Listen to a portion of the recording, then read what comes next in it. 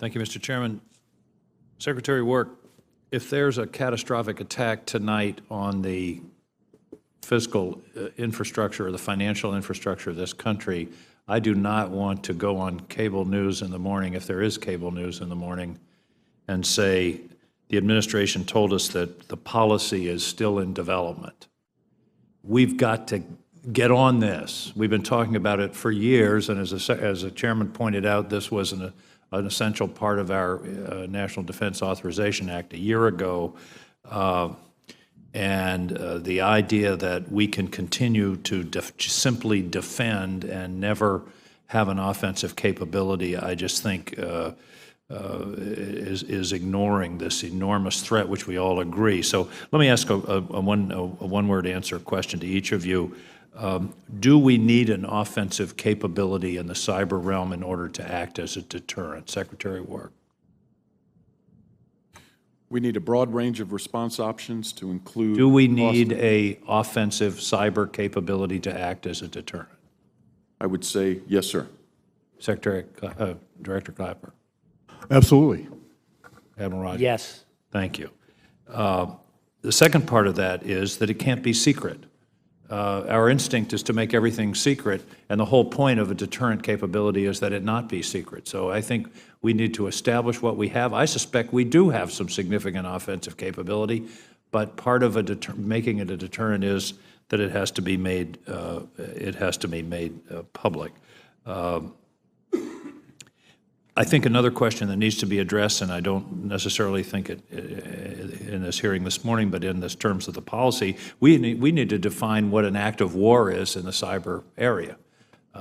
Whether hitting Sony Pictures is an act of war or the OPM, and how do you draw those lines? And I would suggest that that's got to be part of this policy definition. And I don't mean to imply, Secretary Work, that this is easy, but it's urgent. And we just simply can't defend ourselves by saying, well, it was complicated and we didn't get to it. Changing the subject slightly, Admiral Rogers, do you believe that the dispersion of responsibility in the federal government for cyber is a potential problem? It strikes me we've got agencies and departments and bureaus, I suspect you could name 15 of them if you tried, that all have some responsibility here. Do we need to strengthen Cyber Command and make that the central repository of this policy?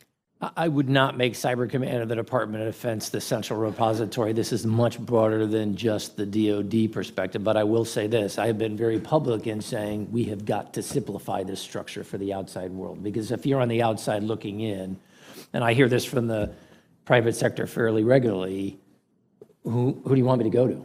Is it I should talk to the FBI? I should have talked to DHS? Why can't I deal with you? Do I need to talk to if I'm a financial company, should I be talking to the sector construct that we've created? We have got to try to simplify this for the private sector. If I might add to that, Senator King, it's one of the reasons why I had a very brief commercial for just within the intelligence community of integrating the cyber picture, the common operating picture, simply from within intelligence, let alone what we do to react or protect.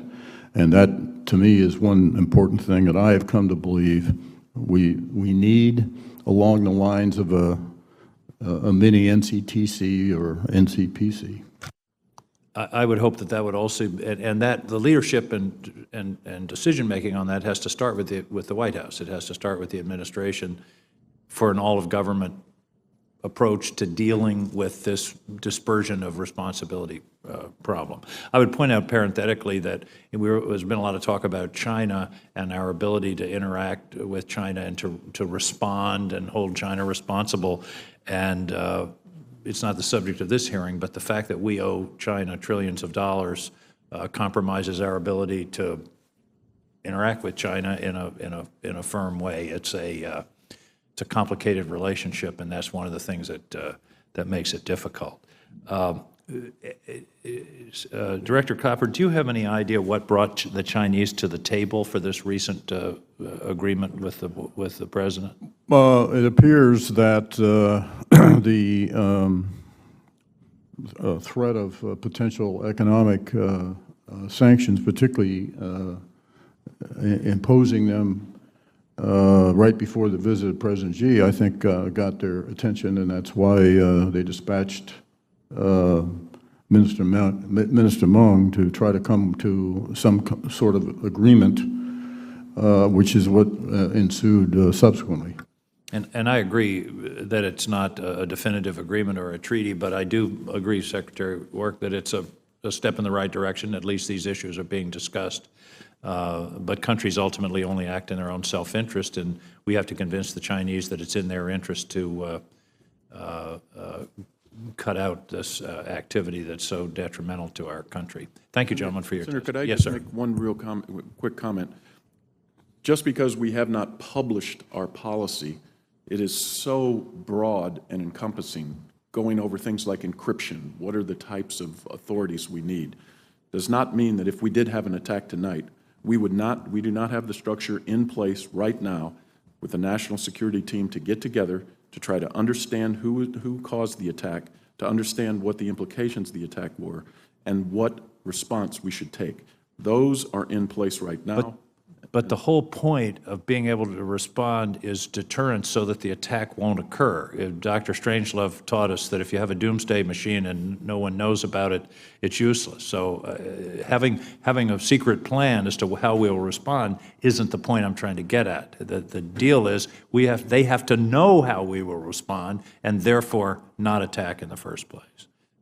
Thank you all, gentlemen, for your testimony. On behalf of the chairman, let me recognize Senator Fisher. Thank you, Senator Reed. Following up a little bit where Senator King was going on this, many of you talked about establishing norms in cyberspace. Do you think it's possible to establish or maintain that norm without enforcement behaviors? When we look at publicly identifying those who are responsible for an activity or imposing costs on them, can we do that? I'll begin with you, Mr. Secretary. Well, I believe that trying to establish these norms are very, very helpful. In the Cold War, for example, there was a tacit agreement that we would not attack each of our early warning missile launch, the warning satellites. And so establishing these norms are very important, but they will be extremely difficult because the enforcement mechanisms in cyber are far more difficult because it's much more easy to attribute missile attacks, et cetera.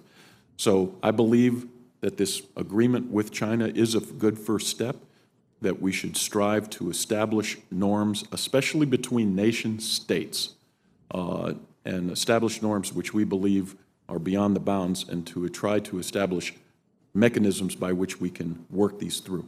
But this will be very, very difficult, Senator, because it's it's much more difficult. And we have the added problem, of course. The norms are, as Secretary Work said, really applicable to nation states. And of course, you have a whole range of non-nation state actors out there who wouldn't necessarily subscribe to these norms and would be a challenge to deal with, even if there were nation-state mutual agreement. Admiral. I would echo the comments of my two teammates. I'm struck by, we're all captives of our own experience. In my early days as a sailor, well before I got into this business, at the height of the Cold War out there, we knew exactly how far we could, between the Soviets and us, we knew exactly how far we could push each other. And we pushed each other at times right up to the edge. I mean, very aggressive behaviors. But we developed a set of norms. We had a series of deconfliction mechanisms in the maritime environment. We actually developed a set of signals over time so we could communicate with each other. So I'm comfortable that we're going to be able to achieve this over time in the nation-state arena. But as my teammates have said, it's the non-state actor that really complicates this to me. It's going to make this difficult. So when we're attacked in cyberspace, how do we impose costs on those who are attacking us? Do we respond in cyberspace, or can we look at other ways to, I think, respond in an appropriate manner, say with sanctions? What would you look at, Admiral? So what we have talked about previously is We want to make sure we don't look at this just from one narrow perspective, that we think more broadly, we look across the breadth of capabilities and advantages that we enjoy as a nation, and we bring all of that to bear as we're looking at options as to what we do, and that it's a case-by-case basis. There's no one-size-fits-all answers to this, but fundamentally, think more broadly than just cyber. Not that cyber isn't potentially a part of this. I don't mean to imply that. Correct. Mr. Secretary, would you agree with the Admiral on that? Do you see a variety of options out there, and wouldn't it be more beneficial to us as a country to be able to have a policy that is a public policy on what those options could be and the consequences that would be felt when we are attacked? Absolutely. And that is what I say about a broad policy, where we will respond in a time, place, and manner of our own choosing. In this case, there's an asymmetry with our nation-state potential adversaries. They are all authoritarian states. The attack surfaces that they have are far smaller than what we have as a free nation, and we value that. We do not want to close down the internet, but we are more vulnerable to a wide variety of attack surfaces than our adversaries. So we may sometimes have to respond proportionally, but in a different way than a simple cyber response. It might be sanctions, it might be a criminal indictment, it might be other reactions.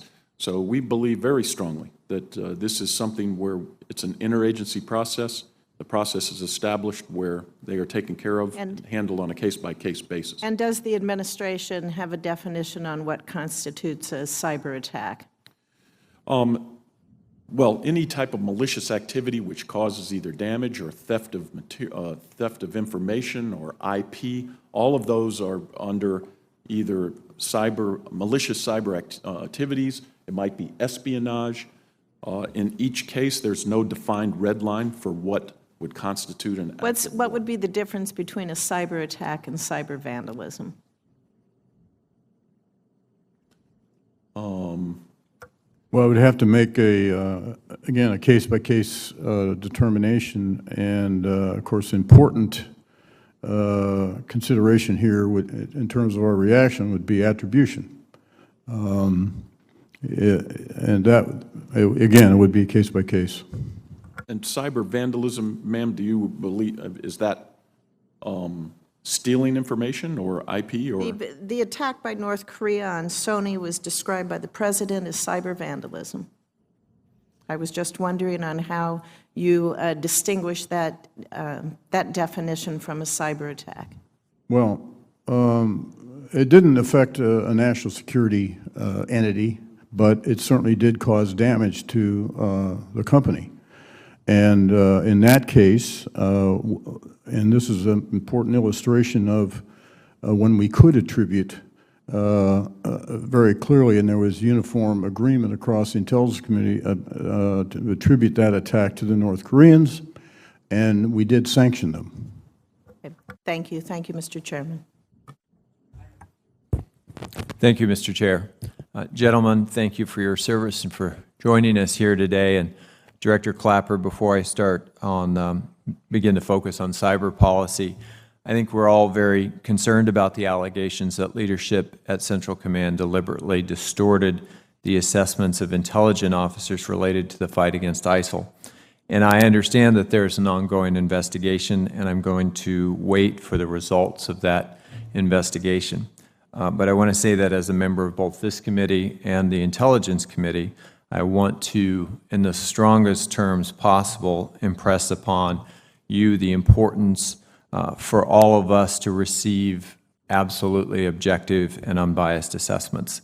And I look forward to the results of the IG investigation, and I expect that you will hold accountable anyone who has failed in their duty in the intelligence community, no matter how high up the chain that may go. Well, Senator, you brought up a very important consideration here, which is a great concern to me. I'm a son of an Army intelligence officer who served in World War II, Korea, and Vietnam, and I've served in various intelligence capacities for over 52 years, ranging from my first tour in Southeast Asia in the early 60s to my service now as the longest tenured DNI. And it is a almost sacred writ in intelligence, in the intelligence profession, never to politicize intelligence. I don't engage in it, I never have, and I don't condone it when it's identified. Having said that, I completely agree with you. In spite of all the media hyperbole, I think it's best that we all await the outcome of the DOD IG investigation to determine whether and to what extent there was any politicization of intelligence at CENTCOM.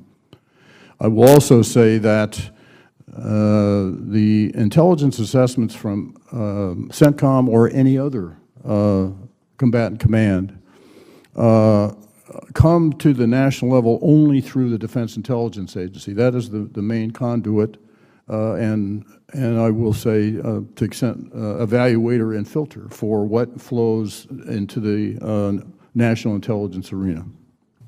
Thank you, Director.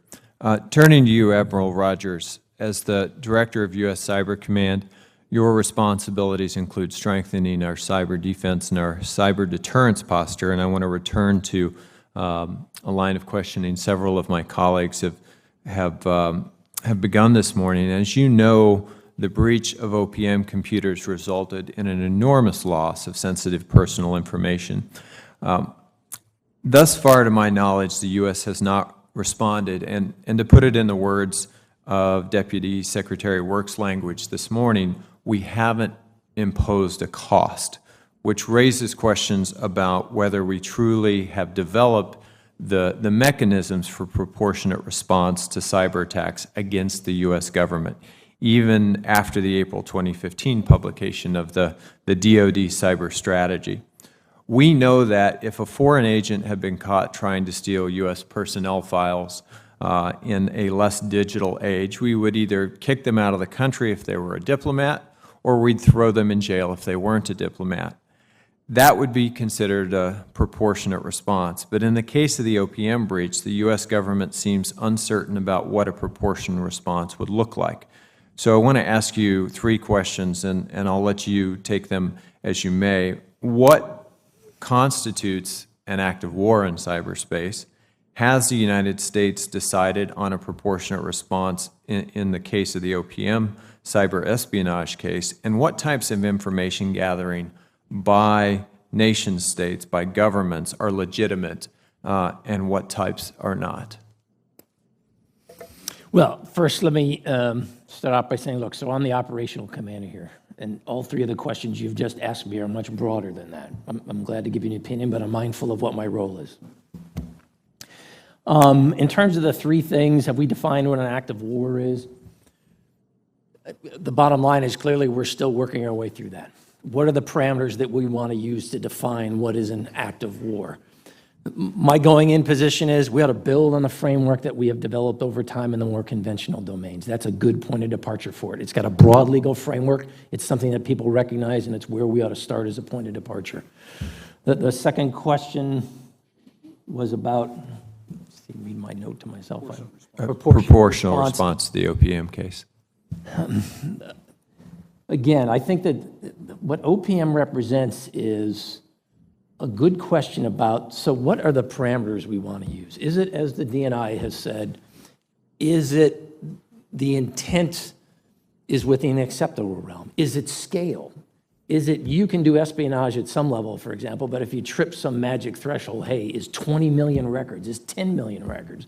Is there some scale component to this? I think we're clearly still trying to work our way through that issue, and there is no one-size-fits-all answer. I think there's recognition. I think that's clearly is what has driven this broad discussion between the United States and China, for example. That's been a positive, I would argue.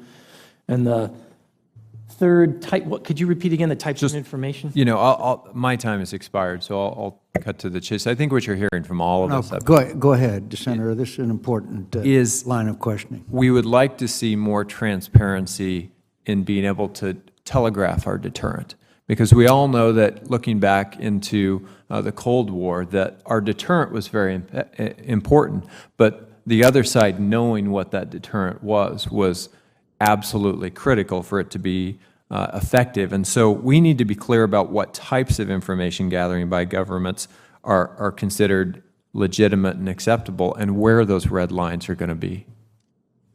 I agree. I think that's an important part of the whole deterrence idea. It has to be something that's communicated and that generates understanding and expectation, and then a sense of consequence. I think the contrast with the Cold War is a good one to think about in that, well, I think what the concern that people are raising is, should there be red lines on spying? That's really what this gets down to. We didn't have red lines during the Cold War. It was freewheeling as far as us collecting intelligence against the Soviet Union and vice versa. There were no limits on that. It was very difficult for both sides, well, more so for us. And of course, underlying the backdrop to all that was the deterrent, the nuclear deterrent, which of course restrained the behavior, even though it got rough at times, as the example that Admiral Rogers cited just in a maritime context. But there were ground rules that governed that. We're sort of in the Wild West here with cyber, where there are no limits, that we've agreed on, no red lines, certainly on collecting information, and which is what the OPM breach represented. Director and Admiral, I would like to thank you for your forthright and candid assessment, and also I think the lesson that all of us are getting is that we really have to have some policy decisions, and you've been very helpful in fleshing that out for us. Senator Cutt. Secretary Work, I'd like to return to an exchange you had with Senator Ayotte about the Intermediate Range Nuclear Forces Treaty, also known as the INF Treaty. Is Russia in violation of their obligations under the INF Treaty? We believe that a system that they have in development would violate the treaty. And you said just now in development, I thought I heard you say with Senator Ayotte that it's not deployed or it's not yet operationally capable. Is that correct? That's my understanding. I can get back to you with a question for the record, but it is in development, and we have indicated our concern with the Russians. If they did deploy it, we believe it would violate the INF. Thank you. Could you please do that in writing, and if it's appropriate in a classified writing, that's fine as well. I'd now like to move to the Cyber Mission Force. At the Air Force Association conference a couple weeks ago, Major General Ed Wilson, the commander of the 24th Air Force, stated that DoD's Cyber Mission Force was halfway through its buildup. How difficult is it to establish the needed infrastructure and manning across the services to create the capability that we need to defend and deter cyber threats? Well, I'd like to start, and then I'll turn it over to Admiral Rogers. We're building to 133 total teams. 68 are cyber protection teams that are focused on our #1 mission, defense of our networks. We have 13 national mission teams that we are building to help defend our nation's critical infrastructure. And we have 27 combat mission teams that are aligned with the combatant commanders and assist them in their planning. To support those, we have 25 support teams which they can call upon for a total of 133. We're building to 6,200 military personnel, civilians, and some specialized contractors, and another 2,000 in the reserves, so about 8,400. We expect to reach that in 2018, provided there is not another government shutdown. The last time we had a government shutdown and sequestration, it put us behind by 6 months in building this. So as of right now, I think we're on track. And I turn it over to Admiral Rogers to explain how well we're doing in attracting talent. And if I could first, let me accent, if you will, on one particular portion of DepSecDef Work's comments in terms of impact of a government shutdown or sequestration for us. The last time we went through this when we shut it down, we assessed that we probably lost 6 months worth of progress because we had to shut down the school system. We went to all stop in terms of generation of capability, and like a domino, the layover effect of all of that we think cost us about 6 months of time. If we go to a BCA or sequestration level, that puts us even further behind in an environment in which we have all uniformly come to the conclusion we're not where we need to be, and we've got to be more aggressive in getting there. And you can't do that when you're shutting down your efforts, when you're cutting money. To go specifically, Senator, to the question you asked, I would tell you the generation of the teams in terms of the manpower and their capability, boy, knock on wood, is exceeding my expectations. The bigger challenge to me has been less, not that it's not an insignificant challenge, but the bigger challenge has been less the teams and more some of the enabling capabilities that really power them. The tools, if you will, the platform that we operate from, the training environment that we take for granted in every other mission set. The idea that we would take a brigade combat team, but before it went to Iraq, before it went to Afghanistan, we put it out in the National Training Center, and we put it through the spectrum of scenarios we think they're likely to encounter in their deployment. We don't have that capability right now in cyber. We have got to create that capability. It's those enablers to me. And the intelligence piece, just like any other mission set, everything we do is predicated on knowledge and insights. No different for the CENTCOM commander than it is for me. Those are the areas to me where the challenges are greater, if you will, than just the manpower. I'm not trying to minimize that. Yeah, and how important is it that we take advantage of the existing infrastructure and capabilities that we have as you're building out the entire mission force? I mean, that's what we're doing right now. But I will say one of our experiences, Cyber Command has now been in place for approximately 5 years. One of our insights that we've gained with practical experience, and as we're looking at both defensive response as well as potential offensive options, we need to create infrastructure that is slightly separate from the infrastructure we use at NSA. So a unified platform you've heard us talk about, it's supported in the funding. That's an important part of this. Experience has taught us this in a way that 5, 6 years ago we didn't fully understand. Well, my time is up for questions, but I'd just like to bring to your attention that Arkansas Adjutant General Mark Berry has requested a cyber protection team at Little Rock Air Force Base. There's an 11,000 square foot facility there. It has a SCIF of 8,500 square feet. It's already had $3.5 million invested in it. One of these facilities, I understand, would cost about $4 million. It's a request that I support. I think it's harnessed resources that we've already invested.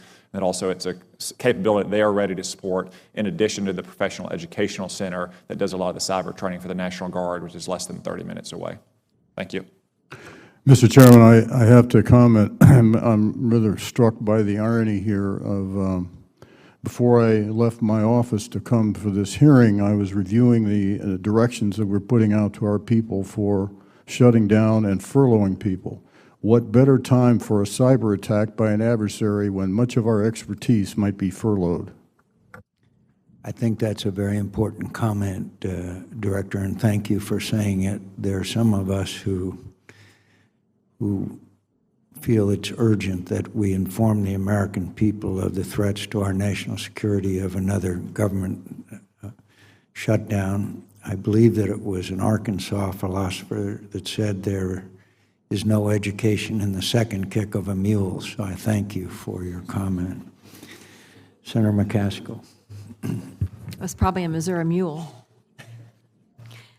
Director Clapper, earlier this year, I introduced a bill that would give intelligence community contractors whistleblower protections as long as those complaints were made within the chain or to the Inspector General or the GAO. So disclosures made to the press would not be protected. As you probably know, Defense Department, I know that Secretary Work knows this, that we've already put into the law in recent years whistleblower protections for the contractors at the Department of Defense. And to my knowledge, and certainly correct me if I'm wrong, any of you, I'm not aware of any classified or sensitive information that has made its way to a damaging place as a result of these protections. The 2014 Intel authorization gave these protections to the government employees within intelligence. And one of the challenges we have in government is this divide between the contractors and government employees. And frankly, whistleblower protections, I can't think of a good policy reason that we would give whistleblower protections to employees and not give them to contractors. And so I'm hopeful today that you would indicate that you believe this is an important principle and that we should move forward with this legislation. Absolutely, Senator, and we have published internal to the intelligence community an intelligence community directive that includes whistleblowing protections for contractors. After all, that was the source of our big problem here with Mr. Snowden, who was a contractor. And so our challenge, the additional burden we have, of course, is trying to prevent the exposure of classified information outside channels. So that's why whistleblowers absolutely must be protected so that they are induced or motivated to go within the channels knowing that they'll be protected. This is a program that is managed by the Intelligence Community Inspector General, who is, of course, independent as a Senate-confirmed official.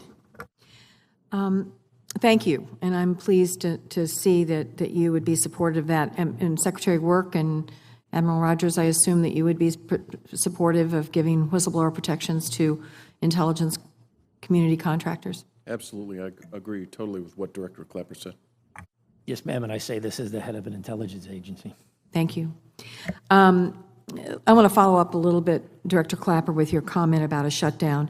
Could you tell us what impact another government shutdown would have on your progress of getting the Cyber Mission Force fully operational? Excuse me, Admiral Rogers. I think that in political isolation, shutdown appeals to a certain swath of Americans, and I understand why. Because sometimes it just feels good to say, well, just shut it down, because obviously government is never going to win popularity contests, certainly not in my state. On the other hand, there's a difference between being responsible in terms of public policy and being irresponsible in terms of recognizing. I love it when some of my friends wave the Constitution in my face and then fail to read the part that we have a divided checks and balances in this country, unlike other countries. The American people sent a president of one party to the White House and elected a Congress of a different party, and that means we have to figure out how to get along. So could you talk a moment about what the impact would be to this important mission if, once again, we went down the rabbit hole of deciding the best thing to do is just to shut down government? So if we use our experience the last time, first thing I had to do was shut down the school system. And training and education is a core component of our ability to create this workforce. To shut it all down because it was only mission essential. The second thing I was struck for, all travel that was associated with training, we had to shut all that down. So I couldn't send people to generate more insights, to gain more knowledge. We had to shut down some of our technical development efforts because of the closure. Again, put that all on hold. At a time where we have talked about the need to develop more capability, the need to develop more tools, I had to shut that all down during the period of the last shutdown. We were forced to focus our efforts on the continued day-to-day defense, which is critical, don't get me wrong, as Secretary of Work has indicated, is priority number one for us. The other concern I have is, and I have watched this play out now just in the last 10 days, I've been in command 18 months, and I will tell you the biggest thing I get from my workforce prior to the last 10 days, sir, this happened to us once in 2013. Is this going to happen again? If it is, why should I stay here working for the government? I could make a whole lot more money in the cyber arena on the outside. So in addition to the threat piece that the DNI has highlighted, my other concern is if we do this again, is the amount of our workforce that says, you know, twice in the course of 2 years, I've got a family, I've got mortgages, I've got to take care of myself. As much as I love the mission, as much as I believe in defending the nation, I can't put myself or my family through this. I've got to go work in the commercial sector. That would be terrible for us. Because people, despite all our technology, never forget, it is men and women who power this enterprise. That's our advantage. At the risk of sounding like a smart aleck, which I do from time to time, I would say maybe we need to open some of those schools so some of my colleagues could do some math and realize the votes are not there to overcome a presidential veto. And this is a recipe for dysfunction that does not help anyone in this country, in particular our national security. Thank you, Mr. Chairman. Thank you, Mr. Chairman. I want to just echo the comments of my colleague, Senator McCaskill. I think it's irresponsible. We've had the Secretary come before this committee and say that the number and severity of threats have not been greater since 9/11. That should be enough said in terms of what we need to do to keep continuity in funding the government. All the other things that I may have a problem with have to be second to that priority. I thank you all for your work, and Director Clapper, I thank you for your comment. Admiral Rogers, we've had briefings from you since you've taken the command, and one of the briefings I'm reminded of is the trend that you see in terms of the gap between what tends to be still an American advantage overall narrowing, particularly with nations like China and Russia, and I think you may have even mentioned Iran being an emerging threat. Can you tell me, really in the context of maybe another 6 months reset on your training, but more importantly, based on your current funding streams and your current plan, are we going to be able to widen that gap again, or is this just a matter of staying slightly ahead of our adversaries? For right now, I think the most likely scenario is we're staying slightly ahead of our adversaries because we're trying to do so much foundational work, if you will. As I said previously, trying to overcome a very different approach over the previous decades. It's not a criticism of that approach. It was a totally different world. It led to a different prioritization. It led to a different level of effort and a different investment strategy. Clearly, we're going to have to change that. And we're changing that at a time when budgets are going down and threats, not just in cyber, but more broadly, are proliferating. I don't envy the choices that Secretary Carter and the leadership has to make. There's nothing easy here.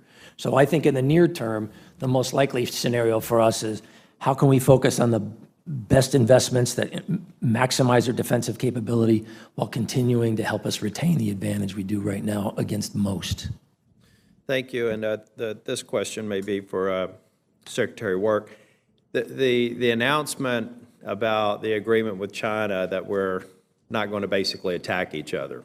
In the face of the compelling evidence that we have that China's done it in the past and they've denied it, why is this agreement a positive thing if, with the smoking gun information we have right now on prior attacks, theft of intellectual property, commercial data, that we have a pretty strong base of evidence to say that they're guilty of it? If they deny it, why does this agreement mean anything? Well, in the build-up to this visit, we made it very clear through a wide variety of efforts that this was going to be something that was foremost in the discussions when President Xi came. We have made it as clear as we possibly can at every single level, from the president on down, that the Chinese cyber activities are unacceptable. And we believe that this is a good first step as a confidence-building measure where China can either demonstrate that they are serious about establishing some norms and going after cyber crimes, et cetera. But the proof will be in the pudding.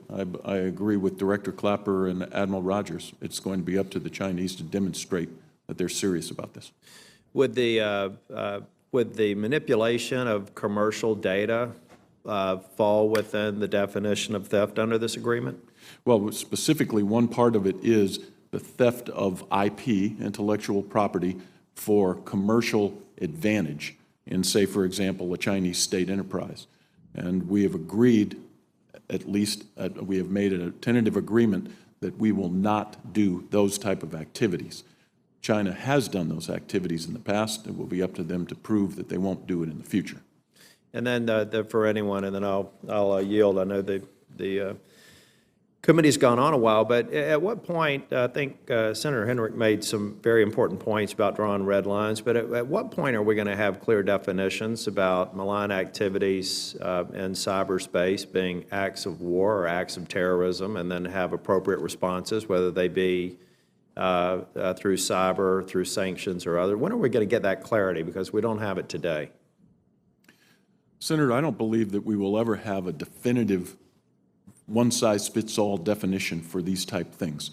Every single attack will have to handled on a case-by-case basis, and you will have to judge the damage that was caused, who made the attack. Was it just a non-state actor or just a malicious hacker? We'd have to go after that person in terms of criminal activity.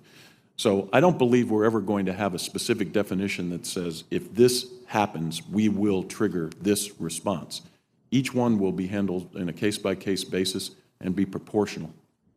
Well, thank you. Mr. Chair, I think the lack of clarity, though, the only concern that I have is you're not establishing some level of known deterrent. And that's why I understand the complexities of it. I've worked in the field, but I think that without that clarity, you're more likely to have more things that you're going to have to look at and figure out how to do a situational response. Thank you, Mr. Chair. Thank you, Mr. Chairman, and thank you, gentlemen, for your testimony today on a really important topic. Now, I believe, and I was looking for the transcript, but at the joint press conference between President Xi and President Obama, that President China, I think, publicly stated that they don't engage in these kind of cyber activities. Was that an accurate statement, if that was indeed what he said, in terms of cyber warfare? It's pretty remarkable if you're in a press conference with another head of state and you just say something that seems to be pretty blatantly false. Well, it is, and I think apart from the statements, at least for our part, it will be what happens now. What will there be a change in their behavior? And as I said earlier, my hopes ring eternal, but I personally am somewhat of a skeptic, but it will be our responsibility to look for the presence or absence of their purloining of intellectual property and other information. And were any of you gentlemen or all of you gentlemen consulted on the terms of the agreement?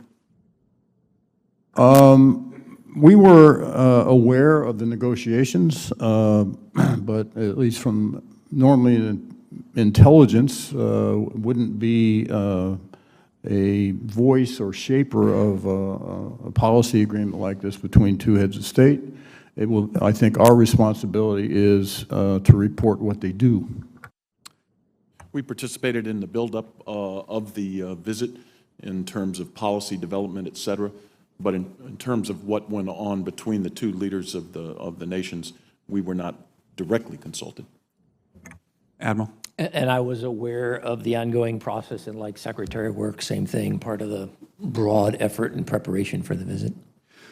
But you didn't see the terms of this agreement before did you, Mr. Secretary? Let's assume that, kind of past this prologue here, and, we were talking about intellectual property. As you know, our country's been trying to get the Chinese to stop stealing U.S. intellectual property for decades, really, and it hasn't really worked out very well. Let's assume that that this agreement, that there is some additional cyber theft that we can attribute to China, what would you recommend the actions of the United States should be, particularly in light of this agreement?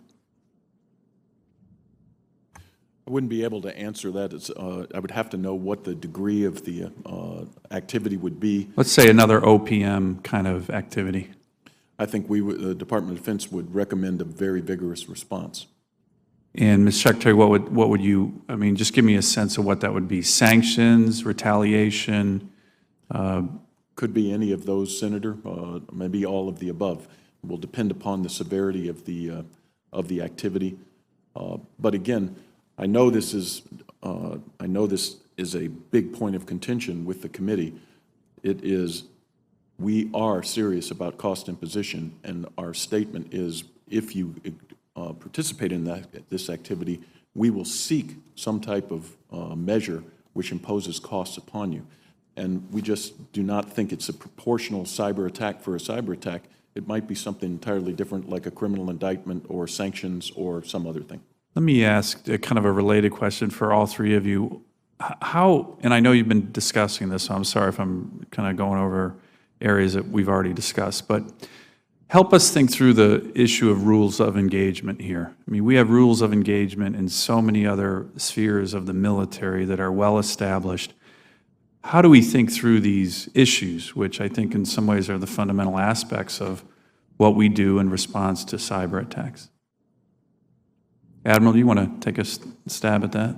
So if you look at the defensive side, I'm pretty comfortable that we've got a good, broad recognition of what is permissible within a rules of engagement framework. Do we? I mean, between us and other nations?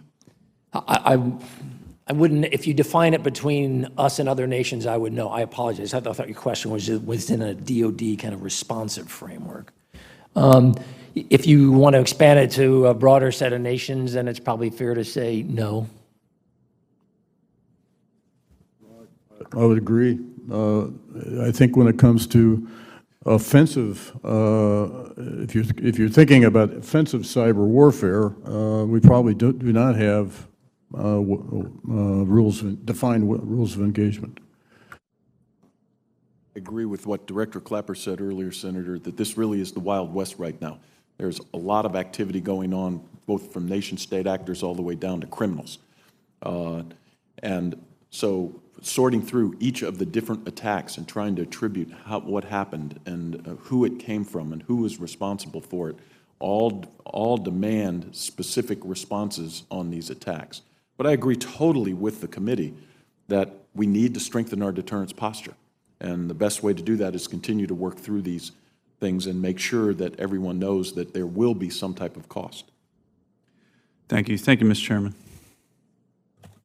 The committee would also like to know when there's going to be a policy that would fit into these attacks and would then be much more easily responded to if we had a policy as mandated by the 2014 Defense Authorization Bill. I thank the witnesses for a very helpful hearing. I know that they're very busy, and the committee appreciates your appearance here today. Thank you. Thank you, Mr. Chairman.